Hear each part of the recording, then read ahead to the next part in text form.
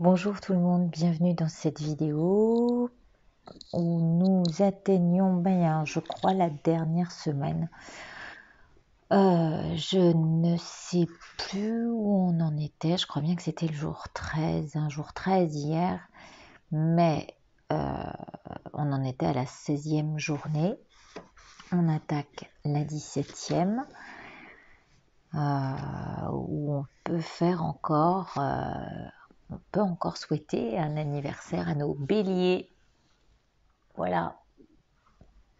Et le petit message, alors dans le planificateur, c'est pour les béliers, tu t'emportes au glaive de ta sincérité, les deux tranchants de tes entêtements.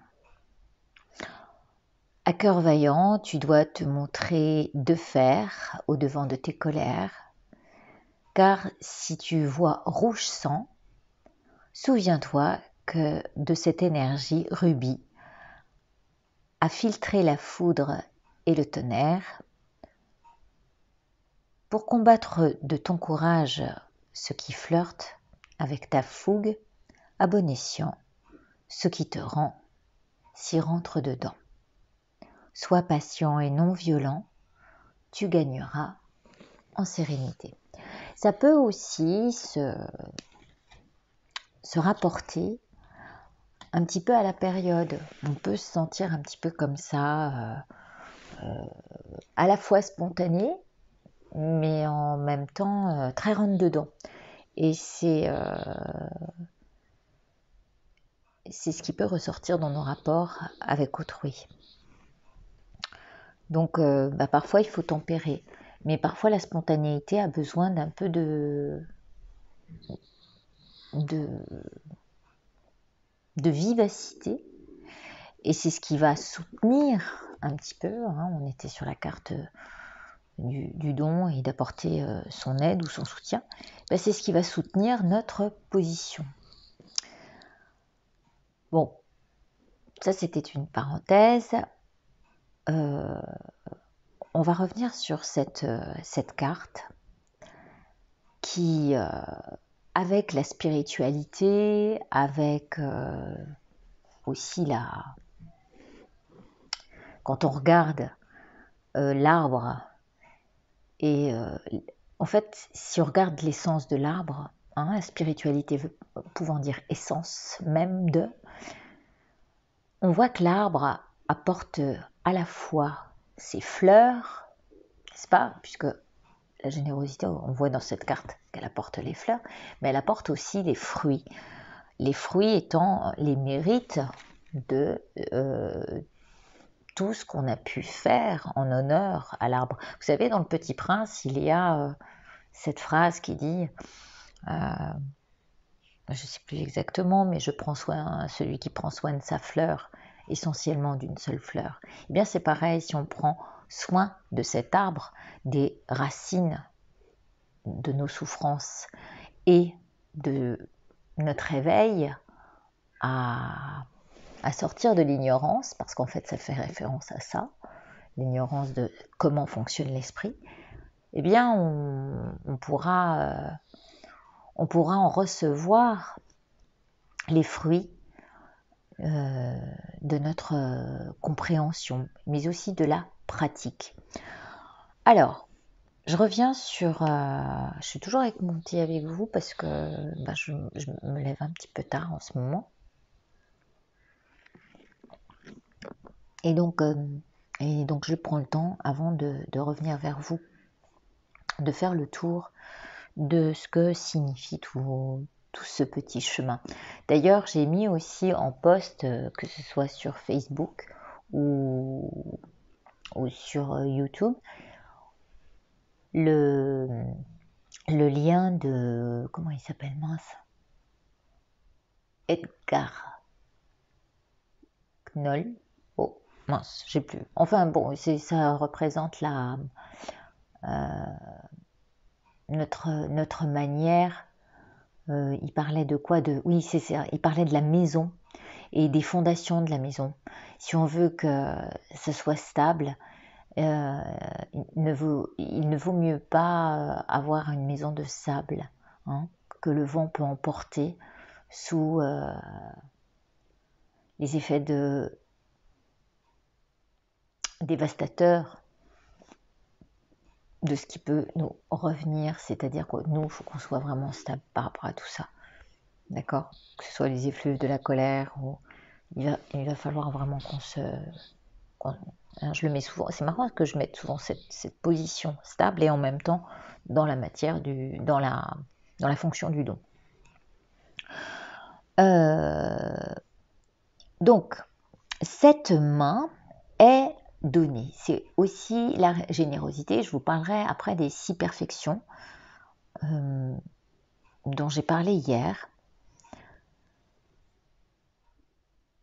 Et dans donner, il y a aussi apporter son service. Je ne sais pas si vous vous rendez compte, mais pendant cette période de confinement, il y a énormément de gens qui apportent leur soutien dans plein de domaines, que ce soit des cours de yoga gratuits, que ce soit des cours d'astrologie. Et là, je fais appel à Vanessa Chamonal qui donne ses cours. Et là, je vous conseille vivement d'aller suivre. On en est au 3e. Je pense qu'elle va donner son 4e cours là très vite. C'est des petites capsules de 10 minutes. Et là, c'est riche, c'est super, ça va. Elle est hyper pédagogue et sincèrement, vous pouvez vous appuyer là-dessus. Alors, il y a ça, il y a aussi la chaîne Princesse Soleil Oracle qui, elle, propose des tirages suivant les signes. Donc, elle propose aussi ses services. Et je pense que c'est dans le but que chacun apporte son soutien aux autres, mais aussi se fasse connaître, parce que c'est important de penser à l'autre, mais aussi à soi. Vous savez, dans la pratique bouddhiste, on dit il y a 3 véhicules. Ces 3 véhicules, il y a le véhicule Hinayana, et qui est d'abord de penser à sa pratique pour soi-même. Je ne parle pas forcément de la pratique bouddhiste, mais penser à soi dans le sens de bien évoluer à la fois sur Terre et au niveau spirituel. Et puis ensuite, il y a le 2e véhicule. Et ce 2e véhicule, ce sont les bodhisattvas qui se retrouvent là-dedans, c'est-à-dire qu'ils sont au service. Non seulement ils ont travaillé sur eux, mais du fait d'avoir travaillé sur eux ou d'avoir travaillé une certaine pratique, ils peuvent amener aux autres leurs connaissances et amener leur soutien dans ces connaissances particulières. Donc on appelle ça des bodhisattvas. Donc ça c'est le 2e véhicule, Mahayana, et le 3e véhicule est la voie tantrique, le Vajrayana, c'est-à-dire complètement dévoué au bien de tous les êtres. Et c'est drôle parce que, c'est magnifique, j'allais dire, parce que vraiment en ce moment, tout le monde s'adonne à faire connaître ses connaissances, à faire valoir leur travail, et de ce fait, les choses vont tourner de manière tout à fait magique. Il y a aussi la chaîne, je vais parler d'Isabelle Chopin par exemple sur Facebook, qui propose des tirages gratuits ou à 25 € si jamais c'est une grande consultation. Je crois que c'est que pour la question. Il y a Marie-Laure qui propose sur sa chaîne des tirages avec ses jeux. C'est la chaîne des oracles et des fées. Là, vous avez ces jeux qui sont magnifiques et que vous pouvez trouver sur Etsy. Enfin voilà, il y a vraiment un choix énorme des services qu'on nous propose, et ces gens qui sont dans le don et l'offre de ce qu'ils ont de meilleur à offrir d'eux. Et ça, c'est magique. Après, vous avez aussi donné du sens à sa vie, donner du sens à ses responsabilités et à sa spiritualité. Il y a l'idée de soutenir son évolution, l'évolution des autres, et soutenir sa propre évolution spirituelle. il y a aussi la raison, hein, cette raison d'être au monde et le sens que prend la préciosité de cette vie.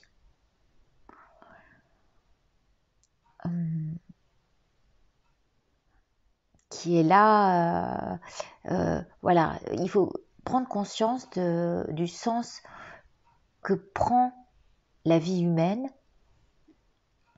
et de ce pourquoi on s'est incarné pour évoluer encore et encore et encore, nous rapprocher de la sagesse. Ce qui n'est pas simple.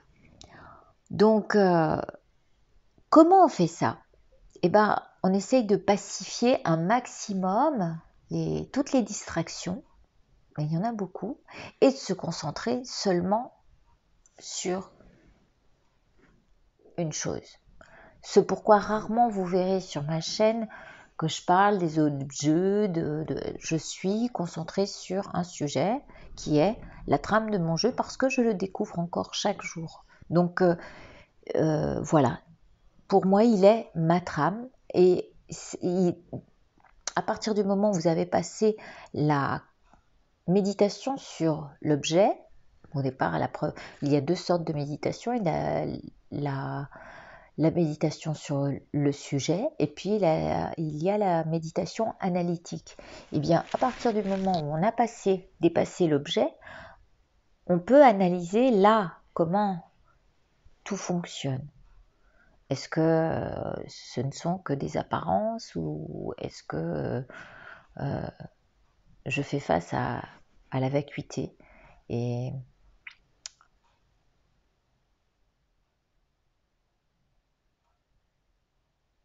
à la compréhension ultime de chaque phénomène qui n'existe pas au final.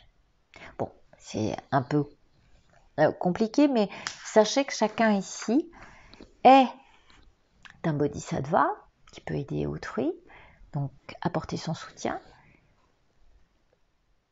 Tout ça en faisant quoi? En développant sa bodhicitta. Sa bodhicitta, c'est sa bouddhéité, son côté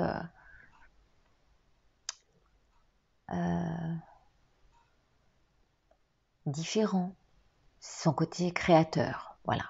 Il a un côté créateur qu'il a apporté à l'autre. Donc, on arrive aussi perfection à développer. À partir du moment où on est dans le don, on a quand même des choses dans ce qu'on amène. Il y a, d'accord, la générosité, mais aussi une certaine éthique à avoir. Donc, c'est la deuxième perfection, c'est la moralité. La troisième chose, c'est la patience. Alors, je vous mettrai un lien sur les choses à lire là-dessus parce que c'est très intéressant. La patience, c'est comment on va accueillir les choses. Est-ce qu'on va être planté sur nous-mêmes? Est-ce qu'on va réagir en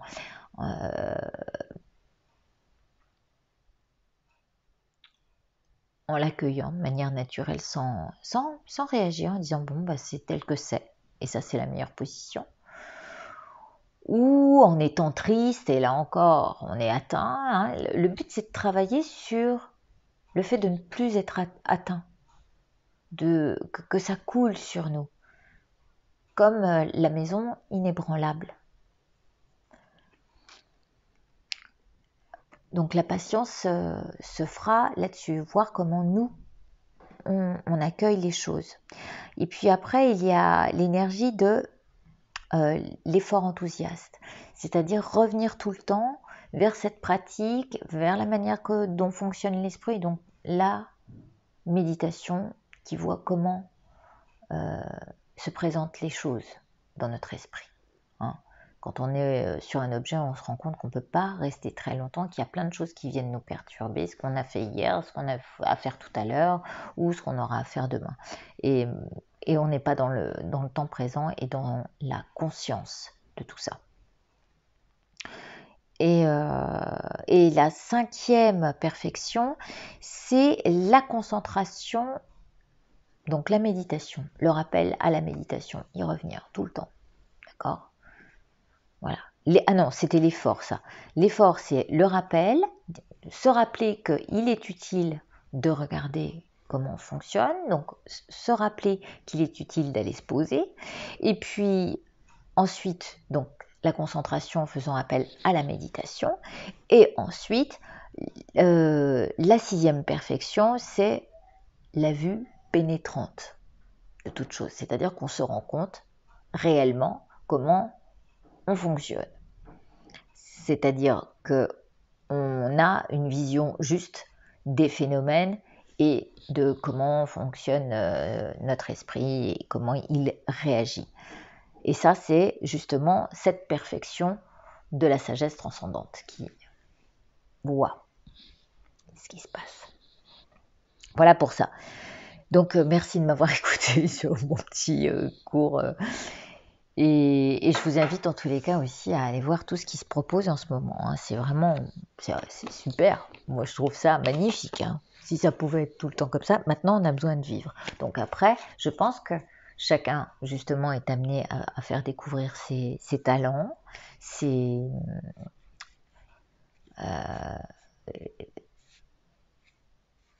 il n'est pas que question de talent, mais ses connaissances, son travail. Et ça, c'est vraiment une aubaine. Donc, on peut prendre cette période comme un beau... On ressort plus fort parce qu'on a appris plein de choses. On a pris le temps de se poser pour se concentrer sur un sujet qui nous questionne, et du coup, on peut avancer en redessinant. Hein, vous vous rendez compte qu'à chaque fois que vous revenez sur la trame, la lecture, au jour le jour, se peaufine. C'est comme quand vous êtes concentré sur quelque chose et vous dites « Ah mais oui, mais là... » Bon, après, hop, comme un mandala, ça part aussitôt et on voit la nature de toute chose éphémère. Hein, on est bien d'accord. C'est pour voir ça. Voir que la nature des choses ne tient pas. Que c'est pas... Le changement est perpétuel. C'est ça qu'il faut voir. Et c'est les fluctuations de la vie, comme de nos esprits, qui nous ramènent à nous allier à ce qui est illusoire. Et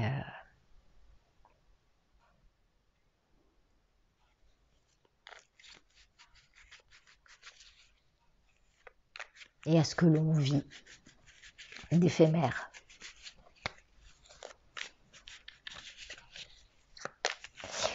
Dans la carte spirituelle et du consultant, vous pouvez voir qu'il y a à la fois le jour et la nuit, hein, aussi, dans les deux cartes.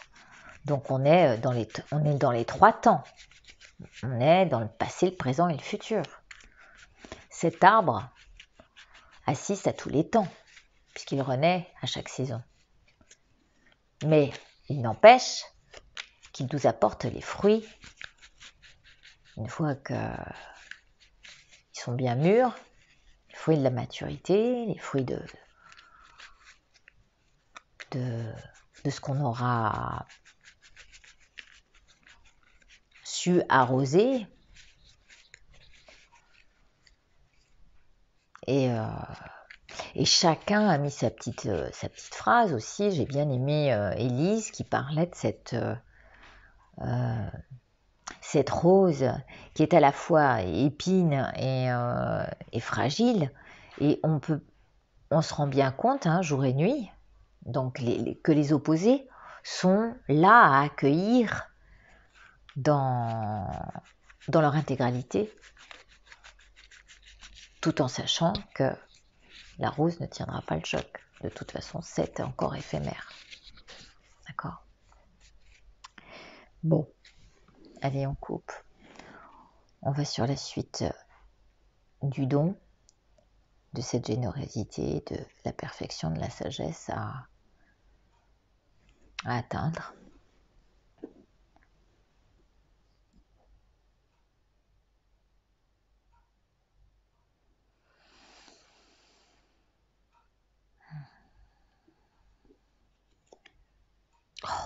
Oh, mais c'est hallucinant. Bon, pardon, hein. Mais alors ce matin, quand j'ai fait mes recherches,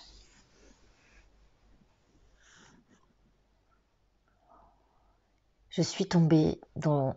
alors, c'est essentiellement un rapport au bouddhisme. Le tonnerre, la révélation. Et c'est fou parce que je me disais, bon, il manquerait plus que ça, que cette carte sorte. Demain, je vous en donnerai la signification. Elle était dans ma prière, enfin dans une prière. J'ai un côté très laïque, hein, mais il y a des prières que j'aime. De toute façon, j'ai toujours aimé les prières. Je ne sais pas pourquoi, comme les récitations, c'est des choses que j'ai toujours bien retenues. Et cette prière, c'est celle de Vajrasattva, qui est magnifique. Il représente le Bouddha de la pureté. Et hier, je mettais une musique concernant Vajrasattva en nettoyant ma maison, donc purification, d'accord. Et dans cette prière, j'avais un papier où j'avais sorti, où j'avais dessus des significations de deux objets dans le bouddhisme qui sont très importants quand les moines font leur rituel. Il y a dans la main droite le Vajra, et c'est ça, c'est le Vajra. Je vous dirai ce que c'est demain. Je vous montrerai l'objet. Et de l'autre côté, la cloche qui représente l'impermanence. Ça, c'est celui qui, en fait, tranche les voiles de l'illusion. Et ces voiles de l'illusion, en plus, je l'ai marqué. Voilà. En fait, les causes, voilà. La vue pénétrante, alors on y vient, hein, voilà. Vue pénétrante, ça fait partie de la dernière perfection de la sagesse transcendante, qui est la vue pénétrante et qui est en fait la cause essentielle de l'ignorance, à savoir comment fonctionne notre esprit. Et ça nous amène à la réalisation de la vacuité, où rien n'a vraiment de sens. Hein, c'est là parce qu'on croit le voir, mais au final, on vit quelque chose parce qu'on s'est attaché à certaines choses et à vouloir vivre ça. Or, on nous dit que tout est vacuité, tout est vide de sens. Et lorsque l'on tire ça nous coupe des voiles, des perturbations mentales, mais aussi des émotions perturbatrices. D'accord ? On avait la spiritualité, où on a nos vagues d'émotions qui arrivent, et on a ce qu'on nous apporte là, on nous apporte des outils, c'est le Vajra, je vais l'appeler Vajra, mais c'est le tonnerre, qui lui, voilà, coupe deux sortes de voiles, le voile des perturbations mentales et des émotions perturbatrices, et le voile de l'ignorance, de comment tout ça nous apparaît, et qu'au final, nous, qu'est-ce qu'on en fait ? Voilà. Si on dit, rien vide, tout est vide de sens, j'ai pas besoin de m'accrocher à ça, on reste stable. D'accord ? D'où la compréhension de qui nous sommes. À la base, nous sommes des êtres ordinaires. Mais on a quand même cette précieuse vie humaine. Deuxième chose, on est après, une fois qu'on s'est rendu compte de qui on était, on peut apporter notre connaissance et donc aider autrui, et là on devient un bodhisattva. Puis après, la révélation est la bodhicitta, trouver en soi cette bouddhéité qui saura aller à la perfection de la sagesse. Voilà. Bon, bah écoutez, c'est la carte 55. 55. Et oui, alors encore un nombre maître. Mais je vous jure hein, que chaque carte, quand je les ai numérotées, c'est pareil. Ça a été du pire. J'ai été guidée. Je pense que c'était parce que je suis vraiment, vraiment étonnée par ça. Bon, je vous amène la foudre demain. Donc c'est la foudre, la révélation. Et que j'ai vu arriver ce matin avant même de vous la tirer. Eh bien, je vous laisse avec cette carte. Merci de vos commentaires. Je vous embrasse très fort. Passez une très belle journée ou une bonne nuit pour Élise qui vient la nuit me rendre visite. Et prenez soin de vous. Je vous embrasse encore.